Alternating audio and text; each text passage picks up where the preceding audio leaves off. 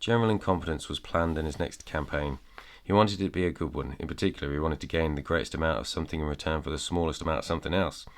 He couldn't remember the exact formula, but territory, casualties, collateral damage, direct hits, political approval, and political embarrassment all came into it. There was a knock at the door. "Come in," he barked. As he leaned over to soothe this in Sandhurst, his trusty comrade, Major Disaster, entered. Disaster was a smart-looking chap, but you were never quite sure what he was going to do under the surface. "What is it, Disaster?" Incompetence said. "Stand easy. Thank you, sir. Trouble in the ranks, sir. The men are fed up with being sent into impossible combat zones, under-equipped with no clear objective." "Well, I'm sorry to hear that, but I blame the politicians." Major Disaster stood a little less easy and even shuffled his boots. "Sir, the troops blame you.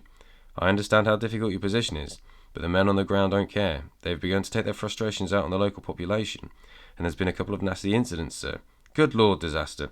"Exactly, sir. I've taken into actions a corporal punishment has been arrested, and I've been liaising with martial arts to give the men some therapy, which has resulted in the private anguish and the private remorse being released." "I don't approve of that, Disaster. There are very sound reasons for anguish and remorse being locked up, and you know I disapprove of arts. We can't have the men going soft." "I agree, sir. There are only stopgap measures in the long term, sir."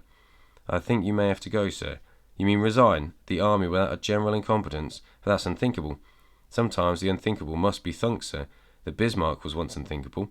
"This is no time for bad puns," General Incompetence snapped. He had learned how to do this at Sandhurst.